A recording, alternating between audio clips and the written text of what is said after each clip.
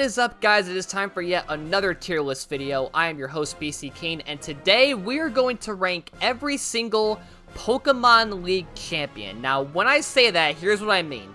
We are only counting champions that you fight at the Pokemon League. So this does not include Red in the Gen 2 post-game. Does not include Nemona in Gen 9.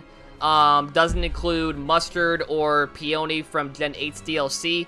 We are only counting champions that you fight at the league at the end of the game. We are also counting the Scarlet and Violet DLC because that is its own league, and you do fight a champion, so we are going to count that, so that's why I have Kieran on this list. But we have 10, or I think we have 12 champions here, so let's get right into it. And we start with Gen 1. We're going to rank both Blue and Trace here. So Blue, aka your rival, I would say is a overall pretty solid champion. Not my favorite, but he has a mixed team, which is always good, you know, not doing one type. I do think his best battle to me is probably Leaf Green, Fire Red. That one was always kind of challenging to me. But he's kind of like a middle of the road champion for me, so I'd probably put him at number 8. That's where I have him on my list here. But yeah, he's good, just not really that memorable. There's like other champions that are a lot more memorable to me and have better things about them. But as far as Blue, love the team, good character, good music. But yeah, he's just kind of a bit there for me, if I'm being honest. So we're going to put Blue at number 8. Trace, I'm going to put below Blue at number 9. First of all, I'm not a huge fan of Trace as a person. I don't know why they made a whole new rival. Like, I get Blue is still in Let's Go Pikachu and Eevee as the unofficial, or I guess the gym leader after the post game. He takes over the Viridian City gym. And he still is a character in the game, but I'm not sure why he wasn't just the rival to begin with, because he was the rival in Pokemon Yellow, which is what the game is based off of, right? It's a remake of Pokemon Yellow. But for some reason they brought in Trace, and he's not really... They kind of just reverse ordered Blue there, because Blue's kind of this snarky, like, mean rival, and Trace is all nice. Like, he's not really mean to you at all. I'm not a fan of the nice rivals in Pokemon. Never really have been. Also, stay tuned for a future tier list where I rank every rival. Just saying. But yeah, as a champion, he's cool. He has Mega Pidgeot, that's cool, I guess, but I rank him just below Blue at number 9. They're both kinda, they can be interchanged based on preference, I guess, but I prefer Blue just slightly more than Trace as a champion. Rival, I would say definitely Blue is a lot higher than Trace, but as a champion, they're kinda even, but I put Blue above Trace there. That's why number 8 and 9 for those two. Alright, now we got one of the most iconic champions in all of Pokemon. We have Lance the Dragon Master from Gen 2. Lance has always been just a cool character to me. I love the Dragon type, obviously. His theme is also obviously very iconic. His fight is also pretty challenging for the most part. So for me, I have Lance as my number 3. He's pretty high up there. I think Lance has a great character, great design. Really cool dragon type team. He also has some other like non-dragon types like Gyarados, Aerodactyl. I think Altaria's dragon, right? That doesn't count. But yeah, Aerodactyl, Gyarados, Charizard was on his team at one point. But we know his Dragonite. That's like his most iconic Pokemon. We love Dragonite. But yeah, also he was in Elite 4 originally, and then he went to champion in Gen 2. He was a Kanto Elite 4 in Gen 1, and then in Gen 2 they made him the Johto League champion, so that's kind of cool. So yeah, I love Lance. We all love Lance. He's iconic for a reason, so number 3, easy pick there. No questions there. Alright, next we have Steven Stone, who is the original champion of Gen 3 in Ruby and Sapphire and the remakes. I really like Steven Stone as a character. I love his personality. He's this, like, you know, cool, calm, collected kind of character. His team isn't arguably the best. It's like a Steel and Rock type team. But it's still a good team overall, I would say. You got, like, Cradily in there. You got Metagross, obviously. You got, Aggron. He has Carbink in the remake. Pretty out there choice, but still kind of cool. He has Skarmory. I think he has Armaldo as well. So yeah, while not the best team, I think as a character, he does really shine to me. So he is my number 4 overall. I really like Steven Stone. And again, if we're just ranking based on teams, he'd be probably lower than this. But as a whole, like team, character, personality, how good the fight is, and the music obviously is also really good in this one. So yeah, might be personal bias, I'm not sure, but I love Steven Stone as a character overall. I love his music as well, so number 4 for Steven. Pretty solid pick there. Now we have Wallace, and this one originally I thought would be like a mid-tier, but over the years I've grown to not really like Wallace that much. He's a pretty cool character overall. I think his team is kind of mid for the most part. It's like an all-water type team, which is like, you know, not really the best type for a champion if you're asking me. I'd prefer like a fighting ghost or dragon, to me, or a mixed team like Blue has. So yeah, I think old me as like a new Gen 3 fan in the 2000s would be like maybe right here for Wallace, like maybe 5, 6, or 7. He's gone number 10 for me. I still like Wallace overall. And again, he did do what Lance did, where he went from like a gym leader, or not Elite 4, but he went from like a previous position to a new position. He went from gym leader to now the champion. And I do like his whole Sky Tower stuff he does with you in the postgame with Rayquaza. That's kind of cool. And you get to fight him again too. But I don't know. I've grown to not love him as much as I thought I did back in the day. So he's still a cool enough character, and I do like his team a little bit. And, you know, his theme is also Steven's theme, which is cool. But, I don't know. Something about Wallace doesn't speak to me. So, even though he's got a great character design and a good personality, he could be better overall. So, number 10 for Wallace, for me. Alright, guys. If you are a longtime Pokemon fan, you know where this person's going. We got the one and only Cynthia from Diamond and Pearl and Platinum. There is a reason why Cynthia is so iconic. She is easily the hardest champion in all of Pokemon still to this day. Her music causes nightmares because of how people had to fight her with like a weak-ass team at some points. Yeah, there is a reason why she is like the most recognized Pokemon champion. And for me, she is absolutely number 1. Not even close. She's not like... If we're talking other stats, then maybe she's not my personal favorite. Like, I think my number 2 is my personal, like, overall favorite. But I can't deny that Cynthia is iconic for a reason. She has an amazing, recognizable theme, as you can hear in the background. Her team is really, really challenging and will put you to the test. Her fight's really good. Her character is also really nice. I like her personality.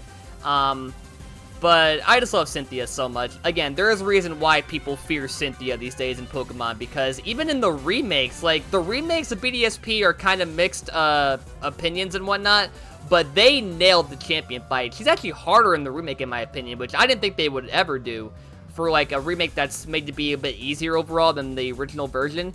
But they somehow made Cynthia even harder in BDSP, which I was not expecting. Like, her rematch team is, I think, now the hardest champion fight in the entirety of Pokemon. Far and away. Like, not counting Volo from Arceus, which is not really a champion, but you get my point. But yeah, I adore Cynthia. You adore Cynthia. We all adore Cynthia here in the Pokemon fandom, so easy number 1. Alright, now let's go to Alder, and this one I've seen so many people hate. People do not like Alder. Number 1, his personality is kinda not the best. His team is not the best. It's like a majorly bug-type team. It's fine for what it is. His theme is alright, not the best champion theme. Alder for me was originally like maybe number 7. But over the years, he's really gone down for me. Like, don't get me wrong, I love Gen 5. You guys know, I'm a huge Gen 5 stan. Alder, for me, is not a memorable champion. And plus, he lost to N originally in the story. Remember, like, when you first get to the league, you see Alder be beaten by N, who I guess is the champion for a time. I don't know, but, yeah, I've grown to not be a huge fan of Alder. I'm sorry. He's number 11 for me. I do like his whole design for his character is kind of cool with the, like, Pokeball robe and the orange hair. But I don't know, like, similar to Wallace, over the years, he's kind of just soured on me. Like, he's not really a memorable champion. Like, his team is alright. His son is not one of the best champions, in my opinion. But he's still fine, I guess. But on the overall pantheon of champions, he has to be one of the lowest for me, so... Sorry, Alder fans, there's not a lot of you out there, but I agree with people that Alder is one of the weaker Pokemon champions, in my opinion. Alright, now we get to Iris, and those of you who know me for a long time know that I'm a Gen 5 stand, as I just mentioned, but also, Black 2, White 2 is my personal favorite mainline Pokemon games of all time, and one of the reasons why is because of Iris. I did not expect them to make Iris, who was a goofy gym leader from the original Black and White, into the champion. Of all the people they could have made into a champion from Gen 5, I thought it'd be Drayden, maybe Elisa, maybe Berg, maybe Clay, possibly Lenora, Bryson. I did not think they'd pick Iris as a candidate for new champion from the gym leader field in Black and White. But man, this fight, you guys, first of all, the transition when you first start, when you get that, like, opening battle screen is so cool and so well animated. But then the song, dude, you guys can hear it in the background, right? This song freaking slaps. And the background, when you're fighting her, is so freaking cool to look at with the moving, like, rainbowy stuff in the background. It is freaking amazing. Her team is also cool, too. It's mostly dragon types, but she also uses, like, Lapras, I think, and Archeops, and, who else? I forgot. She has, like, Hydreigon, Haxorus, Druddigon, Lapras, Arcan, I think Aggron is her other Pokemon. So, a pretty varied team there, but, yeah, similar to Steven, might be a bit of personal bias, but number 2. Number 2 for Iris. I adore her so much. One of the most surprising picks for champion, but so well done and so well presented. Like, everything about her run as champion just drew me in. I love her music, her presentation, her character. Her fight is just one of the best. So, doesn't quite top Cynthia for obvious reasons, but it's definitely still up there. So, number 2 is where I'd put Iris. Okay, so going on to X and Y's champion being Diantha. Now, originally, you guys know I'm not a huge fan of X and Y. I made it known that I'm not a huge, like, diehard for X and Y. It kind of made me feel disappointed in some aspects. But Diantha, I didn't really hate at all. I thought she was kind of a mid-champion. But over the years, I've grown to... It's like the opposite effect of Wallace and Alder. Like, originally, Wallace and Alder would have been a lot higher on this list. But over the years, it kind of soured on me. Diantha's been kind of the opposite. I think originally, I would have put Diantha at, like, 9 or 10, maybe 8. But now I'm putting her at number 6. She's, like, the middle-of-the-road champion for me. Like the midpoint for me. I think she has a great theme. Pretty okay team for the most part. I love Mega Gardevoir for sure. She has Hawlucha, Tyrantrum, Aurorus, Gourgeist. So, not the best champion team, but her room where you fight her is also pretty cool. With the little rainbowy floor with the symbols of the types on the floor. That's kind of cool. Her design's always been cool. I love her design. So yeah, again, not, like, far from the best champion, but over the years, like, while Wallace and Alder have gone down for me, Diantha went up. So, it's not, like, top tier for me still. But I think as a champion, Diantha is a bit underrated. I think she deserves a lot more love than what she gets nowadays, probably. So, yeah, number 6 for me for Diantha. Okay, so Sun and Moon did not really have a champion because you do have a league in there, but it's a bit different because you become the first ever champion when you beat either Kukui or Hal.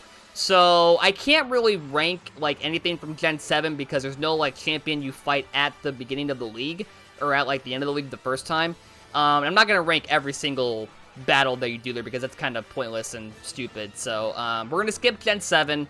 Going right into Gen 8, we have Leon, who is the undefeated champion.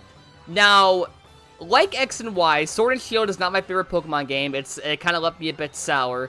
Leon is kind of one of the reasons why. I do like that he's undefeated, which hasn't been done before, I think, in Pokemon. They, like, you know, say that the champion is, like, you know, has never lost a single battle since he became champion. But he has Charizard, one of my favorite Pokemon of all time. I gotta give him that. I love Charizard. His team's pretty good, too. He has, one of the Galar starters, I think. He has Aegislash. He has, I think Mr. Rhyme. So, pretty good team overall. I will say, though, his theme is very forgettable. His music that he has in the background is not one of the best. It doesn't really hit that hard, in my opinion. It's an okay theme, but it's not something you'll say is, like, iconic, like Cynthia's theme or, like, Iris's theme. It's just kind of their theme for me. So to me, I'd say Leon's probably number 7 on the overall Pantheon of Champions here.